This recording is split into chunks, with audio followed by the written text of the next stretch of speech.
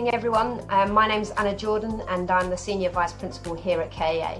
I want to extend to you a very warm welcome to our virtual Welcome to Year 7 evening. This presentation is designed to give you a flavour of how your children are settling into Year 7 life at KAA.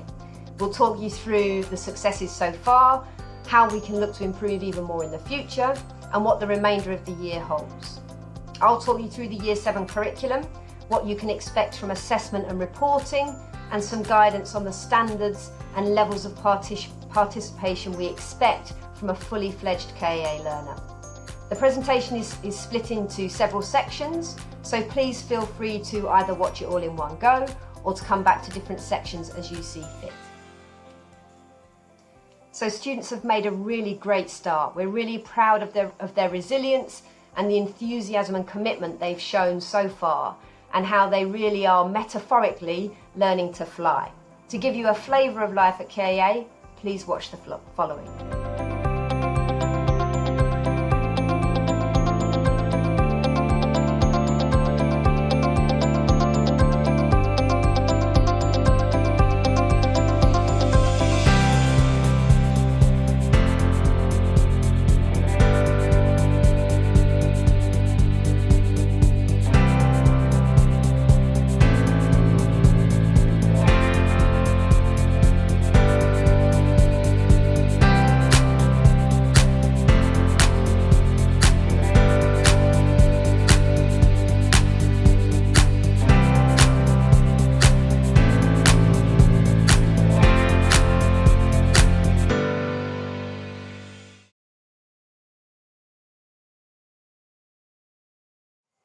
So the Year 7 curriculum. What is it that students are learning across the course of their week? And importantly, how do we and how do they know how much progress they've made with this learning? So the Year 7 week looks like this. The overriding reason we've decided to base Year 7 at K2 during this period is to ensure that we can still teach them their full curriculum. Sadly, in some schools across the country at the moment, they're not in a position to be able to do that and have therefore had to squeeze some of the time they can give to certain subjects across the course of the week. And as you can see from this, the number of lessons that students are receiving this year in each subject is exactly the same as it has been in any other year. So, as always, we have a really strong emphasis on the core subjects. So students receive 4 English lessons a week, 4 maths lessons a week and 3 science lessons a week. These are really important because we know that they're the building blocks of everything that follows. We really value the importance of subjects like history, geography, languages, PSHE and RE, because we know how much they teach students about the world around them and allow them to grow into effective citizens. And you can also see that there's a really healthy combined allocation of performing and creative arts subjects such as dance, drama, art and music.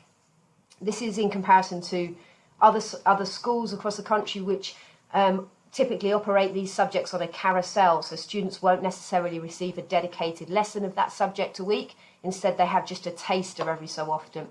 So these are really important lessons to us at KAA, both because we know that they're important subjects in themselves, but also because we know how much they help students develop in confidence and help them to build a happy and rounded future. So the taught curriculum each week looks like this. This is also supported by what we call the co-curriculum.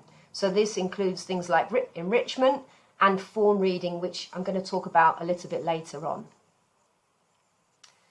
So while studying this curriculum, how do we know how well students are doing? So it's quite straightforward in older years. It's quite straightforward to know what success means at the end of year 11, for example, when students take their GCSEs, or year 13 when they may take their A-levels. If they've achieved grades 7s, 8s and 9s at GCSE, for example, then we know they've done really, really well. Similarly, grades A's and B's at A-level. But there's no national way of doing this for Key Stage 3, however. So at KAA, we set students a percentage target to help them do this. This helps us and them measure their progress against what their previous attainment, their previous results say they should be getting. So in order to decide these targets, which are done very carefully, we look at their work during the first term of Year 7, so the work that's happening in their lessons and their homework. We combine this with the results of a reading age test and something called a cognitive abilities test, a CATS test. These give us a rounded understanding of their strengths, so the areas that students find easier and also the areas that they find more difficult. And then we put all of these factors together, and it helps us generate a percentage target for each subject area. So percentage targets are designed to propel students forwards towards excellence at GCSE and then on to A-level. So for example, a student in year 7 might have a target in English, might have a target of 60% because they've shown real aptitude for this subject. They have a strong reading age, perhaps, and perhaps they've scored well above average in the CATS tests. Their English teachers so far this year might have identified them as having a real aptitude for the subject and a real strength in English. If they do really well across the course of year 7, this target may increase to, let's say, 70% in years 8 and year 9, propelling them then forwards towards a GCSE target of a grade 7. And then depending on what they achieve in their actual GCSEs, this will then help us generate any Key Stage 5 targets.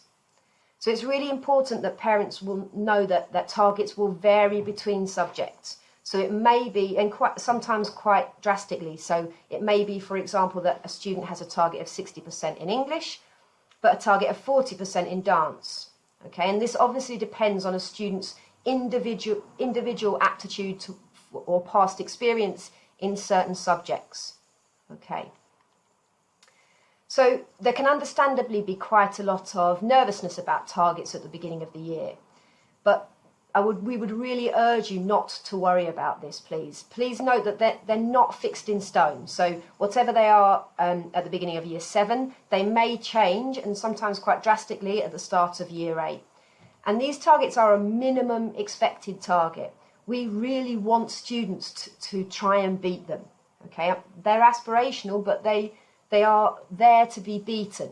And the most important thing that we could be doing in the middle of the year is not worrying what the target is, but instead asking ourselves these questions on the right-hand side here. Is my son or daughter making a good amount of effort in certain subjects? Are they doing enough work at home? Am I seeing how much effort they're putting in? So these are the things that are going to make the biggest difference actually across the course of the year and to how much overall progress students make and to their levels of commitment towards school generally. So we will of course keep you updated regularly on your child's academic progress. We'll send you reports home as well as holding in school or perhaps this year virtual parents' evenings. Parent reports like this one here are sent home 3 times a year and will look like this. So if we look at the table on the right here, we can see that this is the report for a year 7 student, and we can see the different subjects that they study, their target for the year, the results of their most recent assessment, the difference between the two, and then their effort grade on the far right hand side. So we can see that this student is basically bang on target in subjects like science and computer science. And this is great. The difference between their target and their actual result is 0, which shows they're making great progress and they're on track in the way that they should be in these subject areas. This student is also slightly above target in quite a few of their subjects. So this is even better. It shows that they're exceeding expectations in these subjects, and if they continue to do this across the course of the year, then they may have this target increased at the start of next year. And there are also some subjects here which are slightly below target. There's nothing too concerning though here. This shows that these targets are right, and that the student still has a little way to go before the end of the year if they're going to achieve those targets. If as a kind of rule of thumb, if a student is perhaps more than 15% below their target, then this would lead us to be a little bit more concerned and would perhaps indicate if they continued this across the course of the year, then they are likely to underachieve by the time they've got to the end of the year. But slightly under target is no problem at this point in the year. So as mentioned above, effort is really important and something that we should be questioning students and our children on throughout the course of the year. Effort A on the side here indicates that this student is doing everything they can in these subject areas to improve and is working really, really hard. Effort B is also good and suggests that they are doing most things right, but they could be doing something a little bit better. Perhaps they may have missed a homework, for example, or need to participate more actively in class discussion. Effort grade C would be quite a concern, as it shows that there's quite a few areas that need improvement. And effort D would be a real problem, a real worry. So particularly at this point in the year, for example, it may indicate low attendance, it may indicate poor classroom behaviour, someone attaining far too many detentions, as well as a host of other things. So the effort grade on the report is something to definitely pay attention to. So in the following slides, you can see how the assessment cycle is spread now across the remainder of the year. In the second half of this half term, students will continue with smaller tests during their normal lessons, as well as completing the reading age and the CATS tests that I mentioned earlier. This will allow us to then set targets as soon as we return in target setting week after half term. So please keep an eye out for any information that comes home about those. The first all-subject assessment week will take place just before Christmas, in the week beginning the 7th of December, as you can see here. Students will prepare for this in the week before, which is what we call revision week. So this always happens the week before assessment week, and in those lessons, students will learn about the structure of the exam, how they will be tested, and what to expect in the following week. And then really importantly, perhaps the most important week in the whole term is review week, which always follows assessment week. So in this week, students will review the assessments, they'll look back at what they did well in, they'll look back at areas that they need to develop, and they'll spend some time really digging into what it is they need to do to improve. So then this cycle continues across the remainder of the year. So you can see in the following term, you could expect a parent report at the beginning of the year, straight after Christmas, to summarise the results of the pre-Christmas exams and a written summary comment from your son or daughter's form tutor. There'll then be a really important Year 7 parents' evening, a progress meeting. I imagine at this stage that this is going to be virtual. Usually this would be an in-person, face-to-face chance for you to sit down with each subject teacher, talk to them about the progress that your son or daughter is making in their subject area.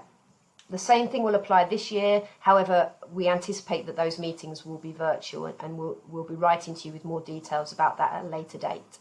And then in the remainder of that half term, there'll be ongoing classroom assessment, working towards the end of term assessments, which again will take place in the penultimate week of that term, just before the Easter holidays. And then in the final term of the year, the summer term, you'll again receive a parent report straight after we come back with a summary of the most recent assessment results and giving you some guidance on how well students have been doing, looking forward towards the really important end-of-year exams which take place a couple of weeks before the end of the year. Now, these are really important. They're formal exams in each subject area. Students will sit them in proper exam conditions, and all normal lessons will be suspended during this time. So it's a really nice focus for students. It's something that even now they should have their sights set on and really look at as an opportunity to show off all the work that they've learned and the progress they've made across the course of the whole of Year 7. And then just before the summer holidays, you will be able to get a comprehensive review of those end-of-year exam results, as well as another comment from your son or daughter's form tutor. So, teaching groups. Obviously, the situation with teaching groups this year is slightly different. And with the current government guidelines requiring fewer students to mix with each other, This means all of our Year 7 teaching groups are currently mixed ability and contain students who find some subjects more challenging and some subjects much more easy. Despite us having no choice with this at the moment, over recent years we've actually been looking at the factors that we think as a school have contributed most of all to the great progress that students make at KAA and to some of the brilliant student outcomes, as you can see on the right hand side of the screen here. And actually, as a result, we've been moving towards, at Key Stage 3, we've been moving towards complete mixed ability groupings anyway. So actually, the situation, although it's slightly forced at the moment, is actually what we would like to move towards anyway, or a version of. So we're really happy with the current situation in terms of student groupings. It means that any Year 7 at the moment can benefit, whichever lesson they're in, can benefit from working with students who perhaps find that subject much more easy than them, have more of an aptitude for it, and therefore they can learn from their peers, from those students, which is a really powerful way to learn. But they will also be in subjects with students that perhaps find a subject much more challenging than they do. So they get the opportunity to then teach those students, again, a great way for students to learn. So the benefits of mixed ability teaching are huge and actually are working really well for us so far. Having said that, please do get in touch. Please keep an eye out for this. Please do get in touch with us if you feel that your son or daughter is perhaps finding a subject a little bit too easy and isn't being stretched enough in a particular area, or conversely is finding one particular subject area too difficult at the moment. The teachers will be really pleased to have this feedback and are there to help and to make adjustments as a result of this.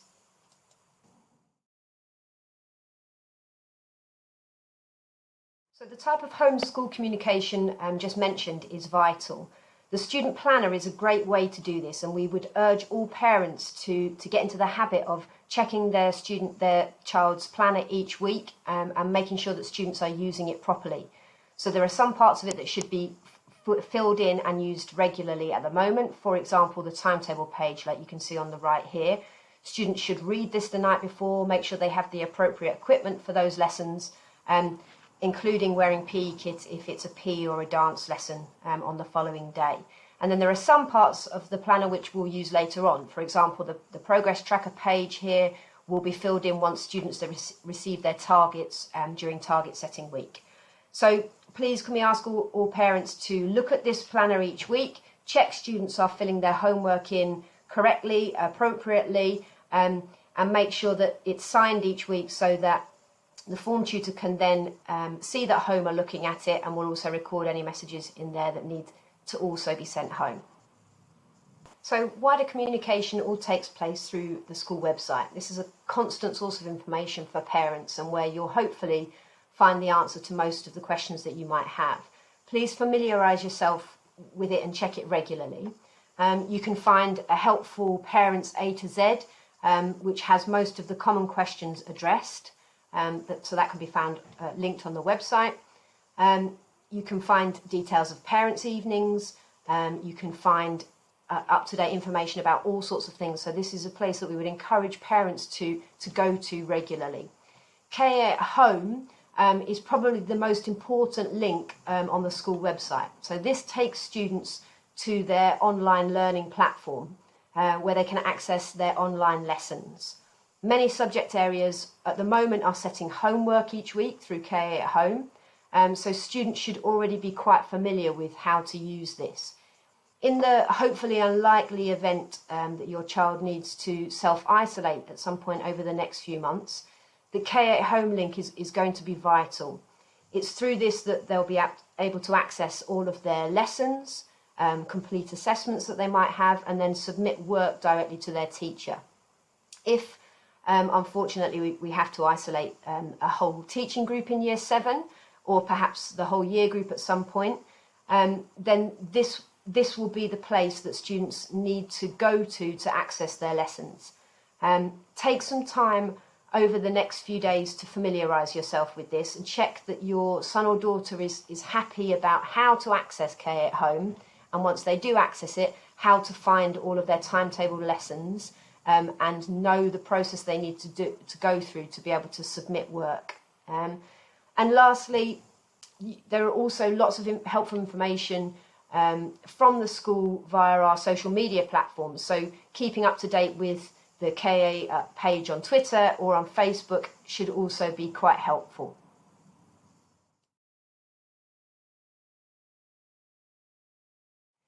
So the KAA Learner, the KAA Learner in all years develops a behaviour that we think maximises their chance of being successful in the future and getting the best out of their education. It includes all of the things described here. They love feedback. They're not afraid to make mistakes, and they believe that intelligence can grow. It's not a fixed thing. But most of all, they're intrepidous. So not all Year 7 students, of course, are there yet, but many are well on their way. And this is at the heart of why we think things like enrichment are so important. We want students to try new things, to get passionate about subjects away from the constraints of classrooms, of assessment or of written work. Uptake has been really good so far with enrichment, with Year 7, and we want to encourage students to get more and more involved in these as the year progresses. Don't forget, it's possible to do a combination of fun, creative, sporting enrichments just because you love them, with also some more academic ones that will support their learning in the classroom. Enrichment is an option that becomes harder to do. In reality, it becomes harder to do the older you get. So please encourage your son or daughter to make the most of it now. Another softer side of the co-curriculum is developing what we call cultural capital in our students. This means giving them the opportunity to experience things that broaden their horizons, get them to appreciate things that are new or different to their normal routine, and to benefit from the rich culture that's alive in West and Central London. We will do as much as we can of this, but we're asking for your support, of course, as well with this. Displayed around the school, just like you see on the screen now, as well as in the student planners, are what we call the 101 things to achieve at KAA. Please take a look at these and encourage your son or daughter to do as many as they can over the time they have while they're at KAA. The KAA Learner behaviour is also why we know reading is so important. Tutor reading takes place twice a week during form time, and it's taught reading time, so it's not just independent reading. This will help students to develop their reading skills over time, and which is vital if they're going to be successful at GCSE and then beyond, and will also enhance their love of literature. So to support this, the school library is also now open and operating on a rota system between Year 7 and Year 8. 3 days a week, Year 7s can attend the library, so that's Monday, Wednesday and Friday. I would encourage all students to regularly borrow books out from the library, as well as spending some time in there actually reading themselves. It's a lovely quiet space and a great way to relax at lunchtime or break time. And the KAA Learner is also a master of their spoken language. We not only believe in the power of reading to transform an individual's future, but also in the power of their academic language. We recognise that for individuals to be really heard and listened to in the future, our young people are going to be the decision makers. If they're going to be the decision makers and the influencers and the voice of reason in the future, they need to be able to speak and write with confidence.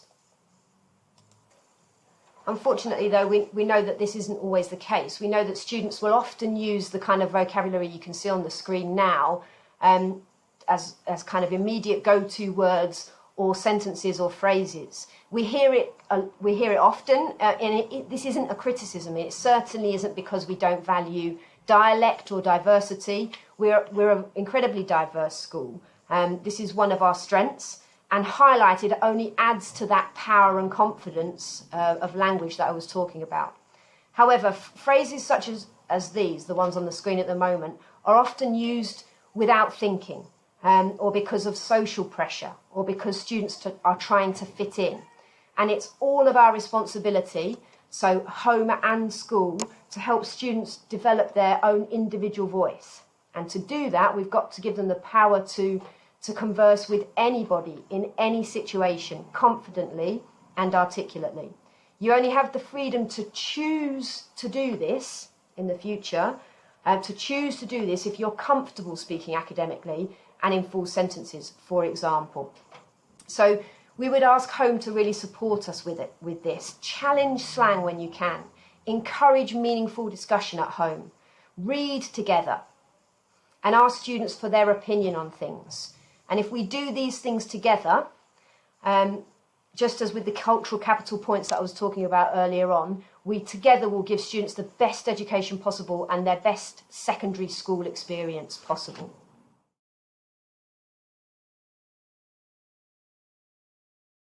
So in this last section are a few logistical points. Firstly, lunchtime and break time. We want to encourage as many students as possible to make use of the breakfast that's provided at school every morning.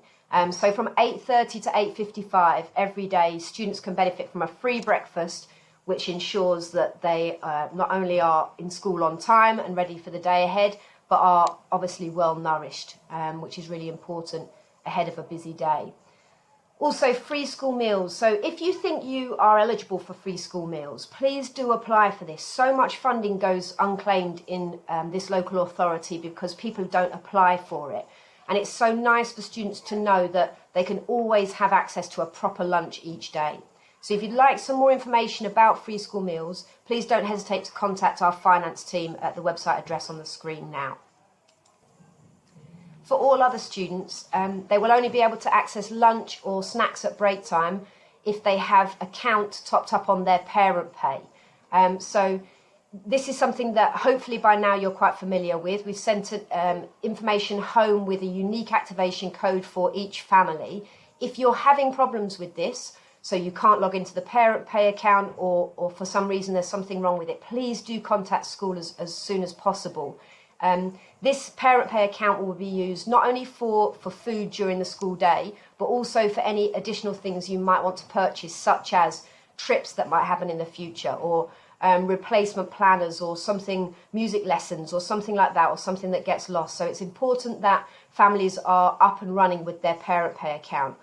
Unlike in the main building in K1, students in Year 7 can't top up their parent pay account with cash because there's no facility to do that. So it's really important, please, that families are topping this up well in advance so that students don't arrive to the lunchtime queue and then don't have any money on their accounts. And then lastly, just some key dates for you to be aware of. As mentioned before, all of these will always be published on the school website, so do keep an eye on there for any changes or if there's anything that you're unsure about. But these are the most important key dates for you to remember ahead of the remainder of Year 7. And then finally, from all at KAA, I just want to say a huge thank you for all of the support and flexibility that you've shown so far. We are really proud of the start that Year 7 have made and are really looking forward to working closely with you and with them over the year ahead. Many thanks.